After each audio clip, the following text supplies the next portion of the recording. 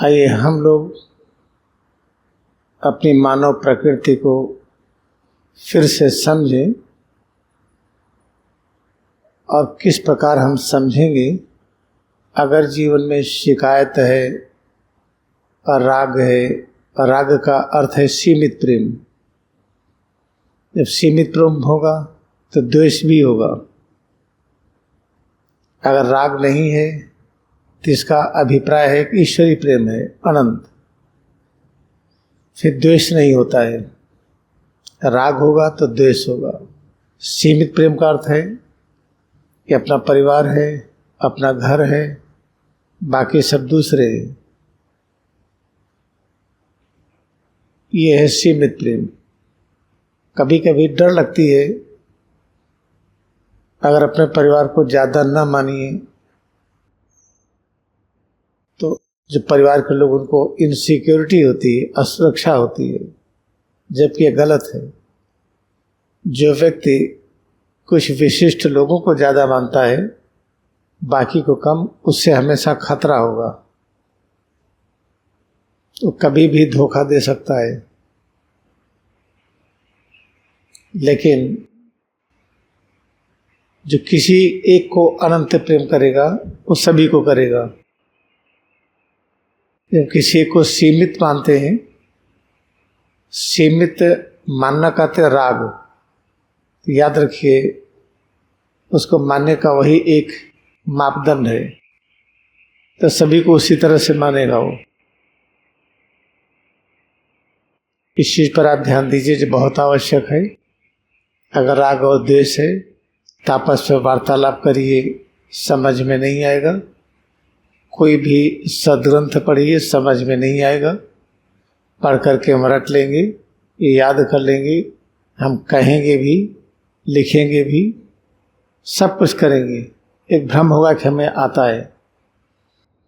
तो क्रिया योग ध्यान करके हमें राग और द्वेष से मुक्त होना है, फिर चीज़ें समझ में आएंगी।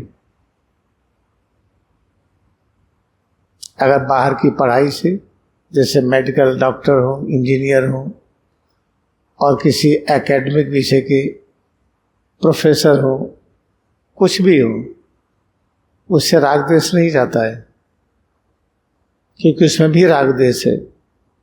हम किसी विश्वविद्यालय के प्रोफेसर हैं, हम ज़्यादा ज्ञानी हैं, जो प्राइमरी क्लास का है ज्ञानी कम है।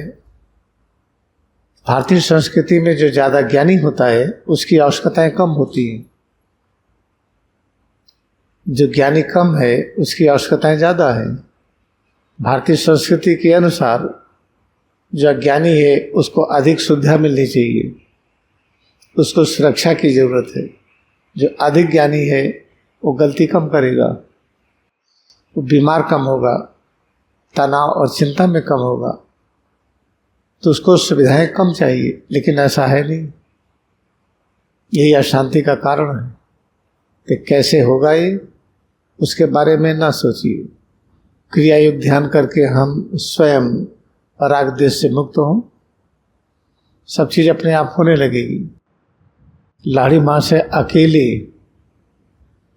क्रिया योग करके कहीं घूमे भी नहीं, गए भी नहीं, प्रचार भी नहीं किए, वाराणसी के अपने कमरे में बैठे हुए अभ्यास करते रहे। उनके पास जो आया, जो तैयार था, उसको शिक्षा देते रहे। आज उन्हीं के कृतित्व से एक क्रिया योग पूरे विश्व में फैला है। लाड़ी महाशय की कृपा से, उनके आशीर्वाद से, गुरुदेव स्वामी युक्तेश्वर गिरी और परमहंस योगानंद इतना बड़ा काम किए। तो हम लोग सिर्फ एक प्रयास करें कि राग द्वेष से कैसे मुक्त हो। मुक्त होने का तरीका क्या है? सिर से पैर की अंगुली तक इसमें जितने प्रकार के परिवर्तन होते हैं, जब हम लेटे हो, बैठे हो, खड़े हो, काम कर रहे हो, आराम कर रहे हो, प्रत्येक दशा में तरह तरह के होने वाले परिवर्तनों को हम इतना प्रेम करें, वही प्रभु का साक्षात रूप है। हाँ, एक दिन में नहीं होगा, अभ्यास करते करते होगा। देर तक बैठेंगे, कहेंगे कमर में दुखने लगा, पैरों में तकलीफ होने लगी, पैर सुन्न होने लगे, तो पैर सुन्न हो गया, कमर में तकलीफ हो गई, उसको सह नहीं पाएंगे। क्रिया योग की जितनी विधियां हैं, रिचार्जिंग, श्वास में एकाग्रता, भ्रूमध्य केंद्र पर एकाग्रता, जो कान बंद करके सुनते हैं वाइब्रेशन, उसमें एकाग्रता, फिर सिर और रीढ़ में विशेष एकाग्रता दीक्षा वाली क्रिया के माध्यम से, ये सब करते करते एक दिन ऐसा आता है जो राग की शक्ति बहुत कम हो जाती है, तो द्वेष भी कम हो जाएगा। और अभ्यास करते जाइए, एक दिन राग का रूपांतरण ईश्वरी प्रेम में हो जाता है, फिर द्वेष नहीं होता है, फिर आपस में जो वार्तालाप करेंगे समझ में आएगा, नहीं तो समझ में नहीं आएगा। जो भी किताब पढ़ेंगे समझ में आएगा, नहीं पढ़ते रहिए समझ में नहीं आएगा, पढ़ के याद कर लेंगे, क्योंकि एटम में स्टोरेज की क्षमता है। देखिए सेलफोन में स्टोरेज है, हार्ड ड्राइव में है, कंप्यूटर में है, ऐसे पढ़ेंगे याद हो जाएगा, उसको आप कह लेंगे, लिख लेंगे, तो भ्रम होगा कि आता है। इसलिए क्रिया योग आवश्यक है। और ये भी सुनिश्चित है, और एकेडमिक की पढ़ाई, मेडिकल, इंजीनियरिंग या जो भी पढ़ते हैं वो आवश्यक है कि नहीं? वो सबके लिए आवश्यक है, केवल उनके लिए आवश्यक नहीं है जो क्रिया योग को पूरी तरह से अपना लिए हों, 24 घंटा इसके अभ्यास में रत हो। क्योंकि सभी डॉक्टर के डॉक्टर होंगे, वो सभी इंजीनियर के इंजीनियर होंगे, सबसे बड़े ज्ञान के स्वरूप होंगे वो, जितने प्रकार का ज्ञान है। इनके अलावा सभी को एकेडमिक आवश्यक है। स्कूल में जाएं, कॉलेज जाएं, पढ़ाई करें, काम करें, खेती करें, बिजनेस करें, नौकरी करें, उन सब के लिए आवश्यक है। लेकिन जो परमहंस योगानंद की तरह या स्वामी तीर्थगिरी की तरह, जिसका एकमात्र लक्ष्य केवल क्रिया योग, जो प्रशंसा भी ना चाहे, अपना नाम भी ना चाहे, ये कोई आशा न करे कि हम किसी की सेवा करें तो रिटर्न मिलेगा, इन सब इच्छाओं से मुक्त हो, उसको किसी और पढ़ाई की आवश्यकता नहीं। जिसको आवश्यकता है कि हमारा घर नहीं होगा तो कहाँ रहेंगे, बैंक बैलेंस नहीं होगा तो इमरजेंसी में कैसे काम करेंगे, हम कुछ ऐसा न कर दें कि कहीं लोग अपमानित न करने लगे। क्योंकि मान और अपमान क्या है, पाप और पुण्य क्या है, ये सापेक्ष है। जो पाप और पुण्य यहाँ है, अमेरिका में जाइए नहीं मिलेगा, और देशों में कुछ और है। तो जो पाप पुण्य, सुख दुख, लाभ हानि, इसके चक्कर में पड़ करके जो क्रियाशील हैं,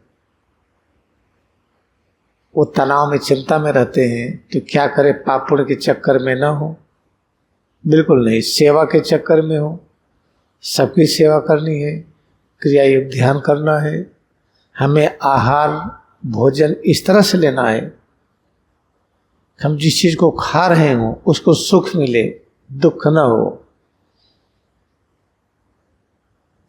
हम मुर्गा काट के खाएं, बकरा खाएं, भेड़ खाएं, गाय खाएं, भैंस खाएं, उसको दर्द होता है।